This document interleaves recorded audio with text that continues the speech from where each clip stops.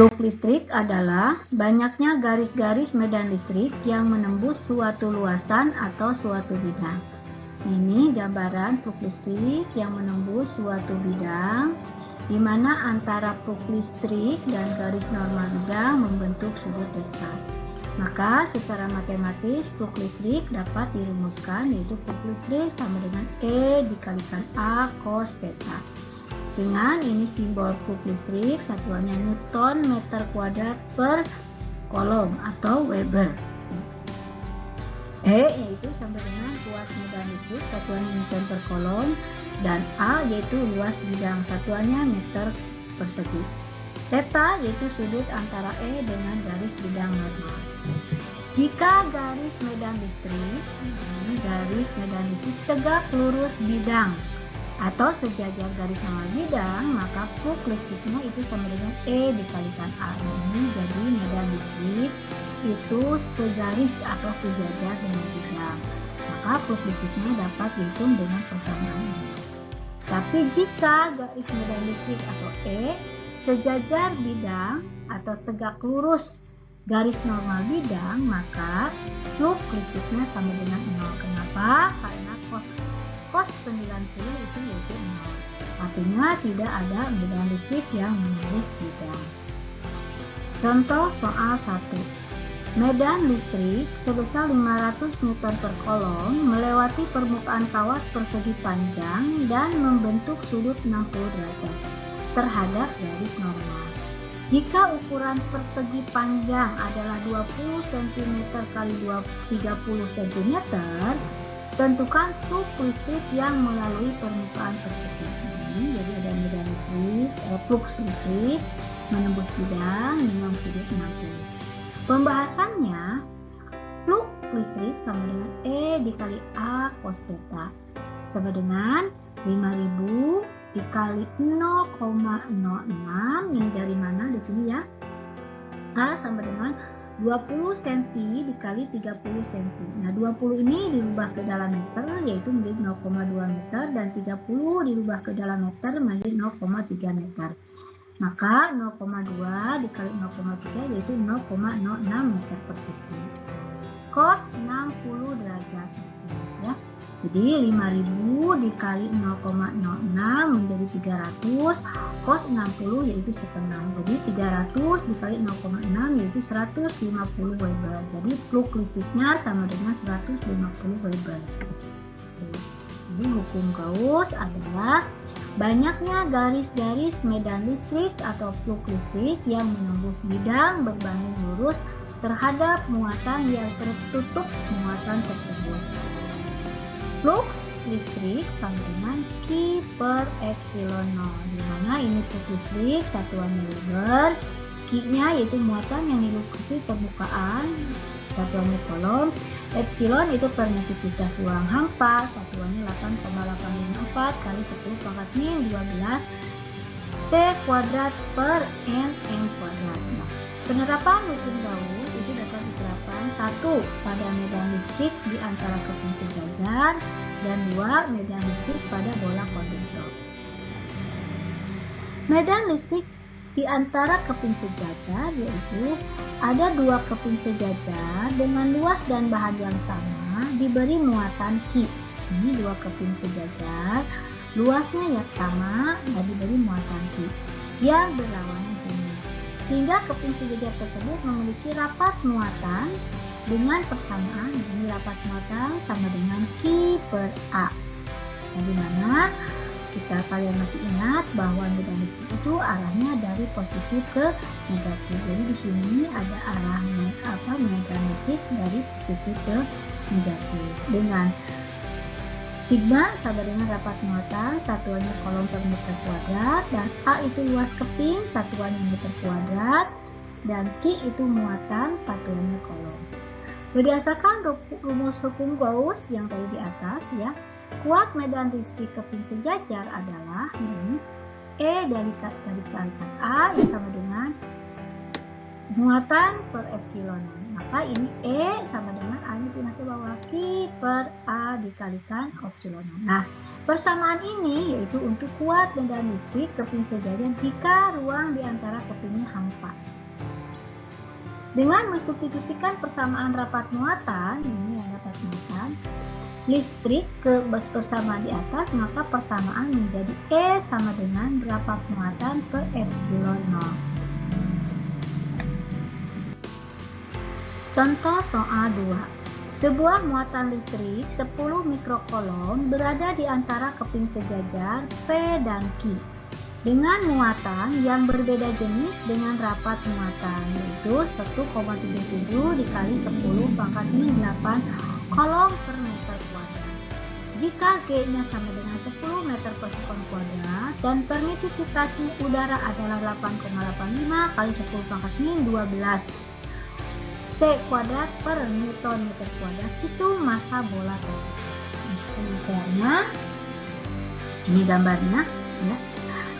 Diketahui Q sama dengan 10 mikrocoulomb, ini sama dengan 10 pangkat min 5 coulomb. Diubah ke coulomb ya, kali 10 pangkat min 6. Rapat muatannya sama dengan 1,77 dikali 10 pangkat min 8 coulomb per meter kuadrat. G-nya 10 meter per sekon kuadrat dan permitivitas ruang hampanya 8,85 kali 10 pangkat min 12 coulomb kuadrat per Newton meter kuadrat. Yang ditanyakannya massa. Nah, sebelumnya kita hitung dulu E-nya dengan menggunakan persamaan rapat muatan. E sama dengan rapat muatan dibagi permitivitas ruang hampa. Rapat muatannya itu diketahui ini 1,77 kali 10 pangkat min 8 dibagi 8,85 kali 10 pangkat min 12. Maka hasilnya 2000 Newton per coulomb. Dari gambar di atas, dari gambar ini, syarat bola dalam keadaan setimbang adalah bahwa gaya tarik itu sama dengan gaya berat. Di mana gaya tarik itu yaitu sama dengan Q dikalikan E dan gaya beratnya sama dengan M dikalikan G. M sama dengan, ini juga pindah ke bawah, Q dikalikan E dibagi G. Q-nya 10 pangkat 5, E-nya 2000 dan G-nya 10. Maka hasilnya 2000 kali 10 pangkat 5 dibagi 10 yaitu 2 kali 10 pangkat 3 kg atau sama dengan 2 gram. Medan listrik pada bola konduktor. Ini ada bola konduktor di mana di sini R-nya sama dengan R kecil, R besarnya sama dengan R kecil. Nah, medan listrik jika di kulit bola maka R-nya sama dengan R besar, itu dapat dihitung dengan menggunakan E sama dengan K dikalikan Q per R kuadrat. Nah, besarnya medan listrik jika di dalam bola, maka R kecilnya lebih kecil dari R besar, dan R kecilnya lebih kecil dari R besar, itu sama dengan 0. Kenapa? Karena di dalam bola ini tidak ada muatan. Besarnya medan listrik jika di luar bola, jika di luar bola, tadi kan di dalam bola, sekarang di luar bola. Jika R kecilnya, ini R kecilnya lebih besar dari R besar, maka kuat medan listriknya dapat dihitung dengan menggunakan persamaan E sama dengan K dikalikan Q per R kuadrat. Nah, kalau yang ini kan, kalau di kulit bola, besar medan listriknya yaitu E sama dengan K Q per R kuadrat, tapi R-nya R besar. Tapi kalau ini di luar kulit bola, di luar bola, maka jika R kecilnya lebih besar dari R besar, maka E-nya itu sama dengan K dikalikan Q dibagi R-nya R kecil ya.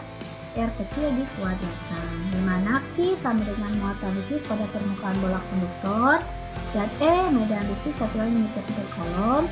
R ini sama dengan jari-jari bola konduktor sama dengan satuan meter, dan R kecil jarak muatan listrik dari pusat bola. Kita ke contoh soal 3. Sebuah bola konduktor diberi muatan positif 12 mikrocoulomb dan berjari-jari 4 cm.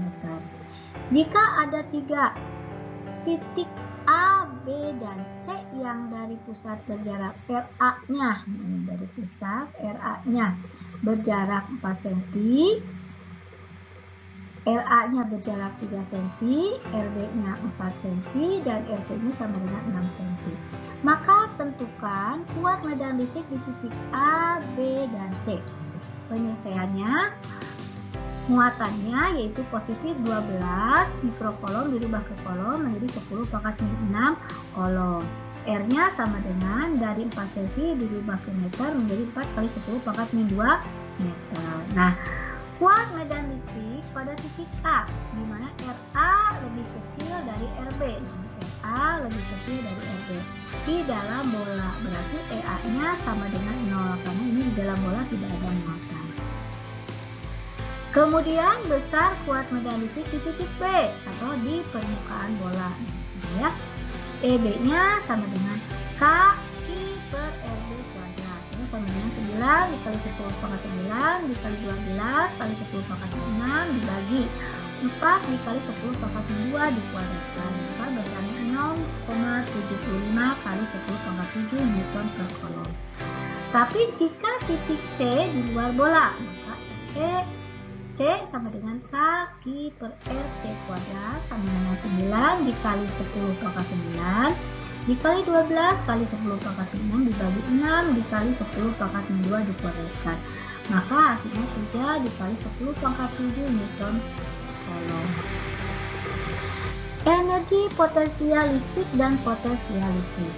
Energi potensial yaitu besar usaha untuk memindahkan muatan dari titik A ke titik B dengan jarak R. Nah, dirumuskan energi potensial listrik sama dengan K I1 kali Q2 per R kuadrat.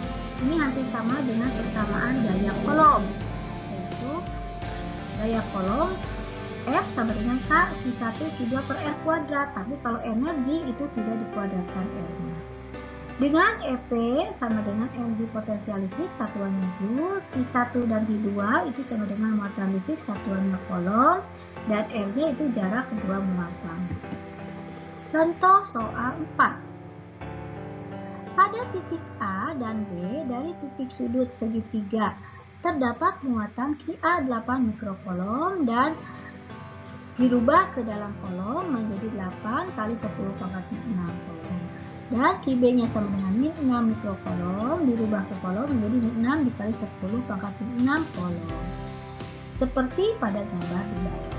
Jika terdapat muatan lain sebesar Q sama dengan 2 mikrokolom, maka tentukan energi potensial muatan Q itu jika berada di titik C, energi potensial muatan Q itu jika di titik B, dan usaha untuk memindahkan muatan Q dari C ke D. Ini gambarnya. Ini ada muatan lain yaitu C antara A dan B, di mana C ini muatannya positif. Kemudian yang berikutnya si C itu ada di sini di titik B antara A dan B. Penyelesaiannya A di titik C. Besar energi potensial di titik C sama dengan energi potensial A ditambah energi potensial B. Sama dengan K A dikalikan Q dibagi RAC ditambah K dikalikan QB dikalikan Q dibagi RBC. Karena K dan Q R-nya sama, ini Q-nya sama, R-nya sama, maka tinggal K ditambah QB. Nah, 9 kali 10 pangkat 9 dikali 2 kali 10 pangkat 6 dibagi 4 dikali 10 pangkat 2. Jaraknya AC itu dari sini. Ya, AC ini. Kemudian dikali 8 dikali 10 pangkat 6. Ini untuk yang A. Dikurang 6 kali 10 pangkat 6. Ini biasa dulu kenapa ini tidak tambah? Karena tadi muatan B itu muatannya negatif. Ya, B itu muatannya negatif. Maka untuk energi potensial perhitungannya beda dengan untuk gaya kolom. Kalau gaya kolom ini negatif dan positif itu tergantung pada arah gerakan dari muatan. Kalau untuk energi potensial, negatif dan positifnya itu tergantung pada muatannya. Karena di sininya muatan negatif, maka tidak dijumlahkan, tapi dikurangkan. Ya. Jadi, ulangi lagi. 9 kali 10 pangkat 9 dikali 2 kali 10 pangkat 6 dibagi 4 dikali 10 pangkat 2. Ini jaraknya ini ya. jarak A ke C, disamakan dari C ke B juga sama, dikali IA itu besar 8 kali 10 pangkat 6, ya, dikurang ya ini 6 kali 10 pangkat 6. Maka ini 9 kali 2 18, ini 9 dikurangi 6 3. 4 dikuadrat 4 kali 10 pangkat 2. Ini dikurangkan 8 dikurangi 6 2, ini tetap kalau untuk pengurangan dan penjumlahan ini tetap, jadi kali 10 pangkat 6. 18 dibagi 4 dikali 2, ya ini coret atau sama dengan ini dicoret, berarti jadi 2, 18 dibagi 2 jadi 9. Nah ini 3 dikurangi 6, negatif 3, ini naik ke atas jadi positif, jadi negatif 3 ditambah 2 berarti negatif 1, artinya 9 dikali 10 pangkat 1, jadi 0,92. B di titik C, RAD itu sama dengan RDB, yaitu 2 cm, dirubah ke meter menjadi 2 kali 10 pangkat 2 meter. Energi potensial di titik D sama dengan energi potensial A ditambah energi potensial B. Jadi energi potensial di titik C ini yaitu energi potensial A ditambah energi potensial B. Nah ini sama energi potensial A ditambah energi potensial B. K si A dikalikan Q dibagi RAC ditambah K si B dikalikan Q dibagi RBC. K dikalikan Q dikalikan R keluar karena R ini sama, yaitu sama-sama 2 cm. Maka tinggal Q A ditambah Q B. Nah, 9 kali 10 pangkat 9 dikali 2 kali 10 pangkat 6 dibagi 2 dikali 10 pangkat 2 dari sini ya, 2 cm dirubah ke meter. Dikali 8 kali 10 pangkat 6 dikurangi 6 dikali 10 pangkat 6. 8 dikurangi 6, 2 ini kali 10 pangkat 6. Ini 18, ini 9 dikurangi 6, 3. Dan ini tetap 2 kali 10 pangkat 2. 18 ini coret ya. 18 kali 10 pangkat 3 ini dikurangkan 6 jadi min 6, naik ke atas 1 ya, jadi 18 kali 10 pangkat min 1 atau 1,8. Maka untuk besarnya usaha yang dilakukan yaitu W sama dengan delta energi potensial sama dengan energi potensial D dikurangi energi potensial T, atau 1,8 dikurangi 0,9 sama dengan 0,9 Joule. Potensial listrik. Potensial listrik didefinisikan sebagai besarnya energi potensial yang dimiliki muatan satu kolom. Dari definisi ini, potensial listrik dapat dirumuskan sebagai berikut. P sama dengan K I per R. Ini hampir sama dengan persamaan medan listrik, hanya bedanya di sini kalau medan listrik dikuadratkan, itu potensial listrik juga. Dengan P sama dengan potensial listrik satuannya volt dan Q muatan listrik satuannya kolom, R jarak titik dari muatan itu meter. Kita langsung ke contoh soalnya. Contoh soal 5. Dua muatan titik QA sama dengan 4 mikrokolom dan QB sama dengan 8 mikrokolom berjarak 16 cm. Tentukan potensial listrik di suatu titik yang berada di tengah-tengah kedua muatan. Ini yang ditanyakannya potensial listrik. Jadi untuk energi potensial dan potensial listrik tinggal dijumlahkan saja. Negatif dan positifnya itu tergantung pada negatif dan positif dari muatan. Penyelesaian, QA sama dengan min 4 mikrokolom, QB-nya sama dengan positif 8 mikrokolom. Nah, RA sama dengan RB.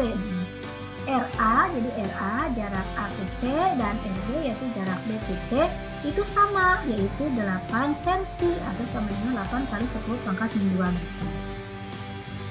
Kenapa? Karena titik C berada di tengah-tengah seperti diperlihatkan pada gambar ini. Karena besaran skala, maka potensial di titik C tersebut memenuhi persamaan PC sama dengan PA ditambah PB. K QA per RA ditambah K PB per RB. Nah ini kan nilainya sama keluar dan juga kan nilainya sama keluar, maka QA ditambah PB. 9 dikali 10 pangkat 9 dibagi N 8 kali 10 pangkat 2. Dikali ini di A negatif ya. Negatif 4 dirubah ke kolom jadi kali 10 pangkat 6 ditambah 8 ini positif dirubah ke kolom kali 10 pangkat 6. Ini dibagi kemudian ini dijumlahkan maka hasilnya 4,5 kali 10 pangkat 5 volt.